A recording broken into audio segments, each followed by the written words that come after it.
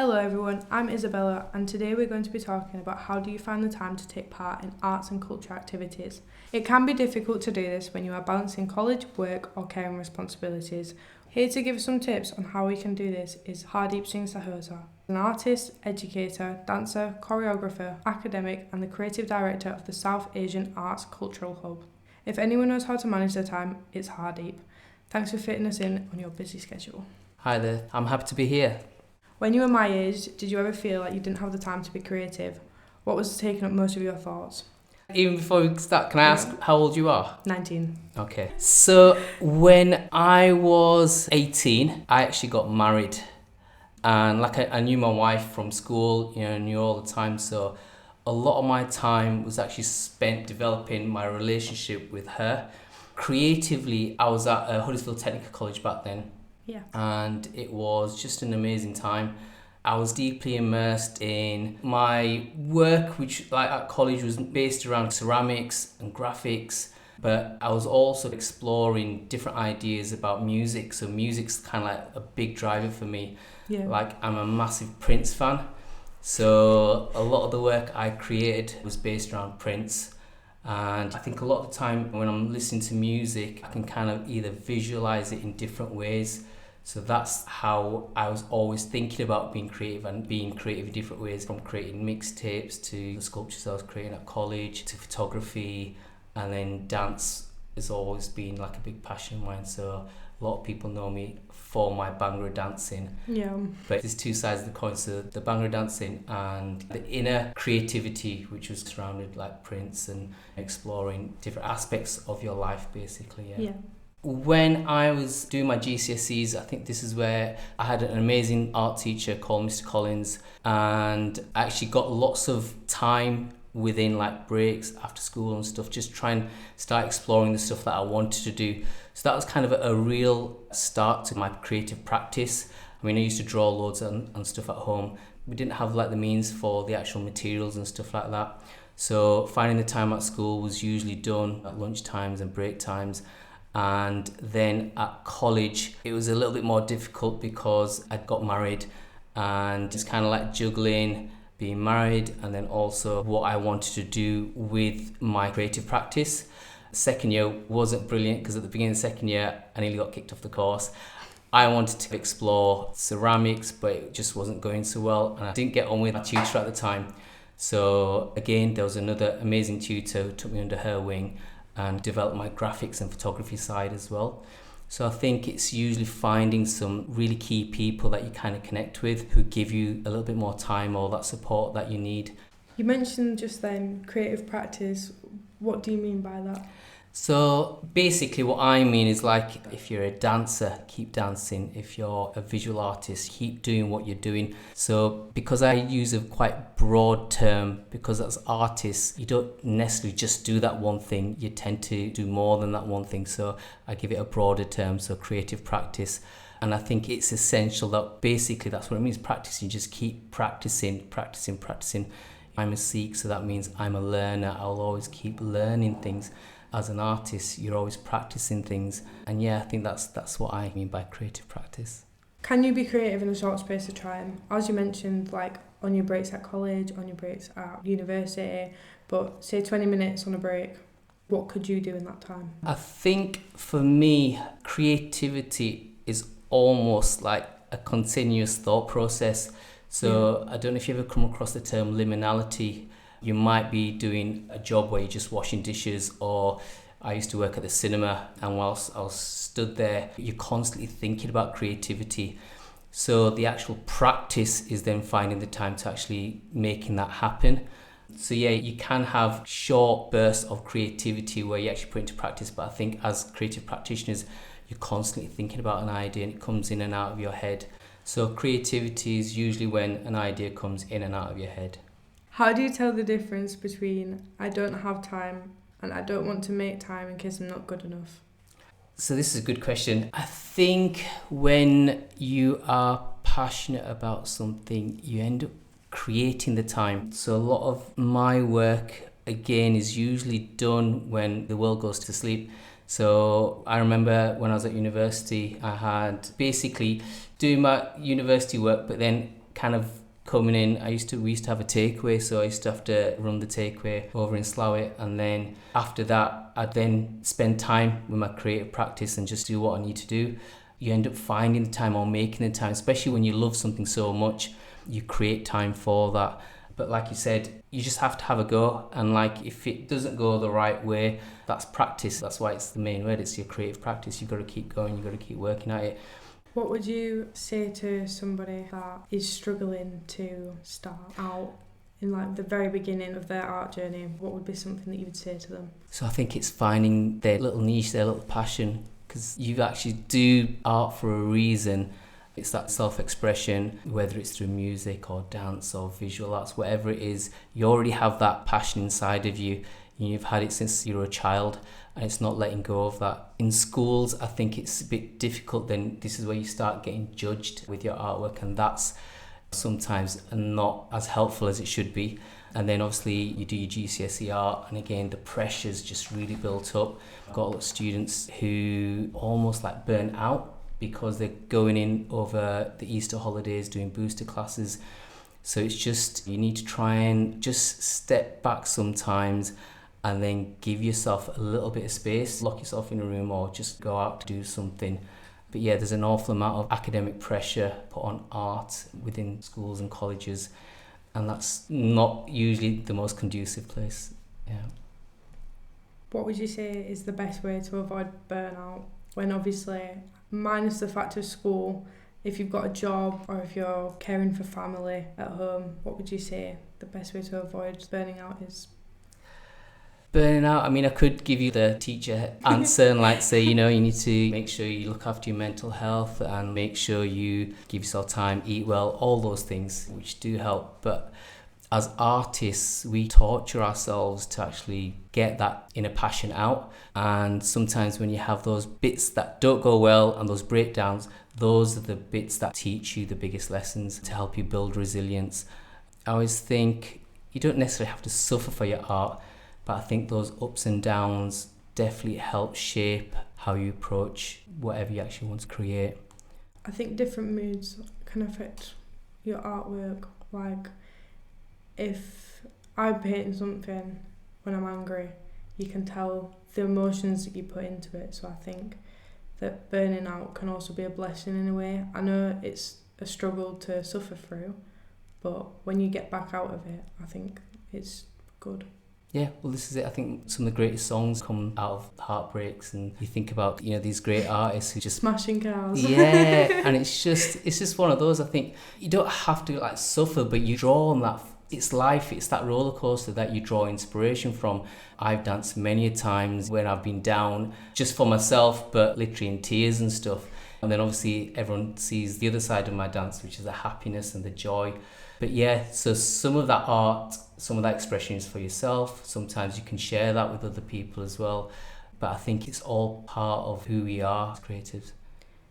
If I can't commit to big rehearsals, exhibitions or long workshops, are there ways I can still stay connected to the arts and culture in less time-consuming ways?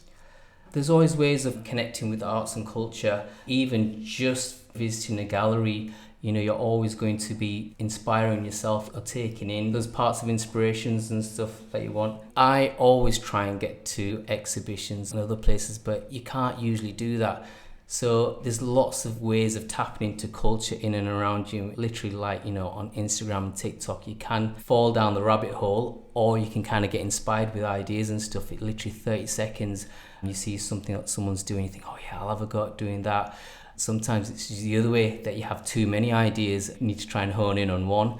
So I think that's usually the case, especially for me. I think if I can't commit to big projects, I'll always offer my help and offer support. But I think it's always good to stay connected with what's going on locally and regionally as well. We just had the Turner Prize over at Bradford and little things like that. You need to try and keep yourself in the loop, as it were. As well as supporting local artists and stuff, would you still say that it's a good idea to support people on Instagram, people on TikTok? Obviously, because I know a lot of people my age are on there every day, and there is a lot of arts and culture stuff on many social media apps. Would you say that it's better to, if you can't get out there and go and visit these galleries or exhibitions, would you say Definitely, yeah. So this is my point. Sometimes you might not have enough bus money to get somewhere where you want to go, but usually there's lots of online resources. But yeah, you can find inspiration anywhere. And there's usually, I mean, Kirklees is really good. There's usually lots of things kind of going on. So you can stay in the loop, get yourselves onto newsletters and stuff. There's usually lots of really nice things happening, like hyper-locally within like Slough, Golka, Holmfirth, all the villages. But you can actually just go online and just, the world's there. You can find amazing things that are happening all over the world. And that usually inspires me as well. Yeah. Would you say that there's ways to stay in touch with these artists that are on social media? Yeah, definitely. So obviously you can share, like, follow, all those things. As a creative practitioner, it's also, I don't think it's vital, but like myself, that's one thing I am struggling with, is to actually find the time so I'm able to record the content, but to actually edit and put it out there, because I'm of a generation where things need to look polished, whereas some of my younger friends are saying, look, just do it, get it out there. So that's one thing I'm struggling with the time to find that polished version to get out there on social media. But again, other artists and stuff, yeah, definitely share their work, or, just send them a nice comment and stuff, give them that little boost to say, you're doing really well. How do you feel when people interact with your post? Does it make you feel happy? Or how does it make you feel? So it's really interesting. So I'm of a Facebook generation. So it's usually people I know, and they'll normally give quite specific comments. And I know the people that usually support, and they genuinely support all the time. Moving on to TikTok, it's been a bit random, to be honest. So some things are getting lovely comments, and I do try and stay out of the comments just too much, but like the likes and stuff, you can just kind of see the counts. So that's quite interesting. That's a space I'm just starting to explore. It's only been like a few weeks where I've just been jumping onto that. So yeah, it's interesting how I don't want that to be something that makes me feel down, but potentially like negative comments of this, that and the other. Generally, it's always been positive, but I can see as it widens, then less people know who I am, the person behind the work. And then sometimes, you don't know how those comments can come in. Yeah. How do you get back into the space of arts and culture after a burnout?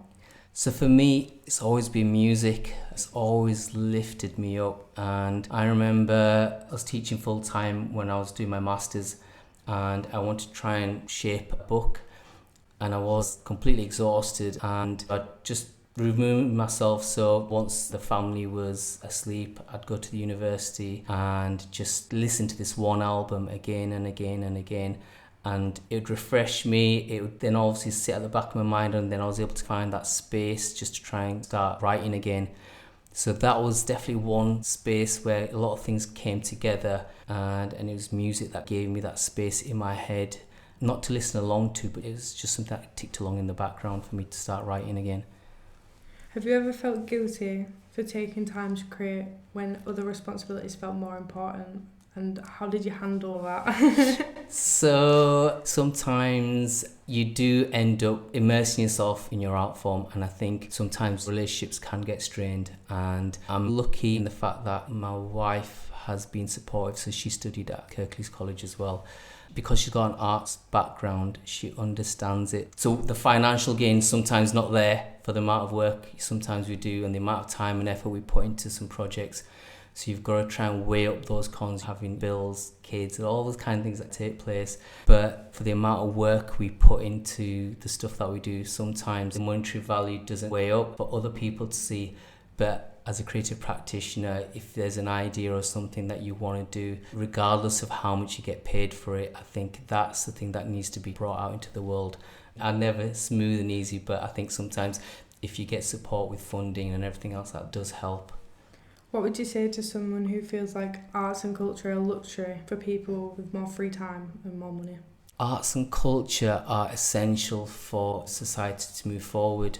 If you put arts and culture at the front of society, you'll see people working together, come together, and then money and industries do follow culture-based work. If you're an artist, it's the way you live and breathe. You can't imagine doing anything else. I think there was a study done in South Korea. When Jurassic Park came out, it made more money than the car firms there. So they flipped it and they started investing in culture and heritage first. and lo and behold, it's a massive scene. I mean, K-pop's taking over the world, the films and everything else that goes along with it. If you do put culture first, I truly believe that it brings the best out in people. But I do say to some of my students who are siphoned off by their parents, look, don't let go of your art, even though you might not study it full time. Carry on with your creative practice, because it helps shape you as a person, and it'll always be there with you to fall back on. And I've many friends who sideline of being, a creative practitioner has become like a full-time job for them. So I would always say it's definitely not a luxury. It's like breathing, to be honest. If you have to give me one realistic, low-pressure way to bring creativity into my week starting tomorrow, what would you suggest? So what I've done, I've actually given myself a little bit of time, specifically like on a Sunday morning, when usually I have a little bit of a lie-in, just to kind of like to make sure I give myself time to formulate those ideas that have happened throughout the week. So this is something that I'm trying to do moving forward. So act on things straight away. If you're ever doing anything to do with art and stuff, just get on with it. Don't hesitate for a moment just to run with it, or to ask for advice, or just to try and make connections. Because I think that's the other thing. At schools or at colleges, making real world connections is vital for you to understand where's your next step, okay? How can you apply for some funding? All those things are super important for us to start understanding. And just go for it. Just just get on with it. Would you say to start off 30 minutes one day a week, just to slowly bring it in? And if you find that you do have the passion for it, would you adapt more hours and give yourself more time to be creative in your own space? Yeah, so I would definitely give myself at least half an hour to an hour, even if it's like going for a walk. So you're getting some fresh air, get yourself out into nature, come rain or shine, but then, you're making notes on your phone and you're just putting those ideas down. So then obviously the following week you can start actioning them. So it's literally reflecting on your ideas and those thoughts, putting them down somewhere. So whether that's journaling or, I usually use my phone. And then I know they're there for me to action the following week. Might be a week, might be a couple of weeks. So that's the thing. You definitely need to give yourself time to think about those things and then actually put them down. I used to create a lot of voice notes, to be honest, because I'm dyslexic. Sometimes, I have some random notes and stuff, but voice notes usually help me because it's my own voice. It's like, okay, I'm literally telling myself what to do and like reminding myself. It's like the voice in your mind. Yeah, exactly, yeah. Is creativity something that you must make time for, or can you be really spontaneous about it, like when you're out on a walk, like you've mentioned, when you're at school, you're at work? Do you think that you can just do it whenever? Yeah, so I think you do need a little bit of both. You do need dedicated time and then maybe a dedicated space to action your thoughts and what you've been thinking about. But like I mentioned before, creativity is like a constant cycle. Just before you go to sleep, you'll come up with an idea and then you just can't get to sleep. So I will often wake up at like 1-2 o'clock and just quickly just jot something down, scribble something down on a tissue box or something like that.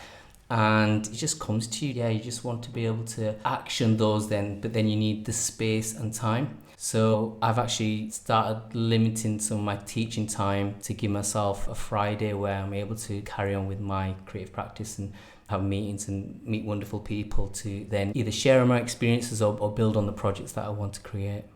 Thank you very much for coming in today and helping us create more time for arts and culture.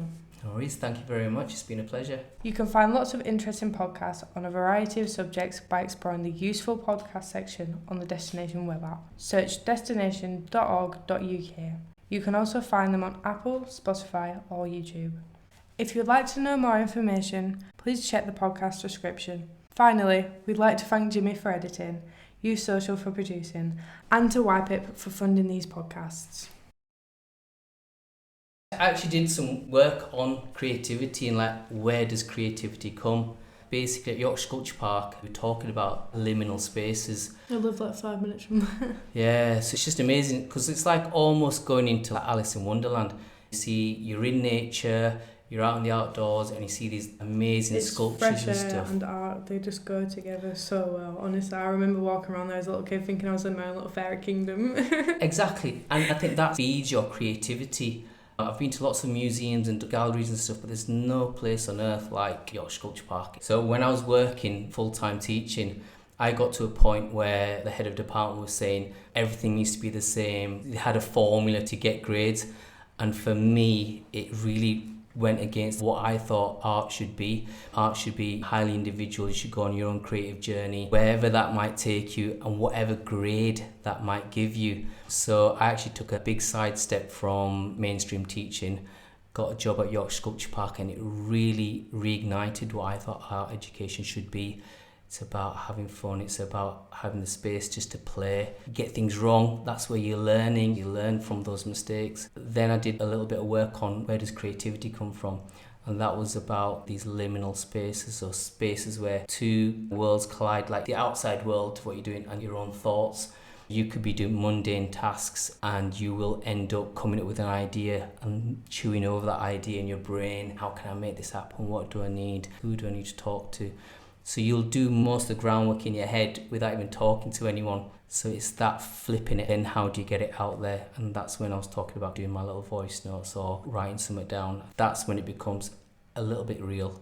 So yeah, it's an amazing thing that artists go through, and not many people really understand, because they will do a job or reminisce about something and then they'll have a creative idea, but then they can appreciate art and stuff, but sometimes not think with a divergent mind. Yeah. So I think we're blessed in that way.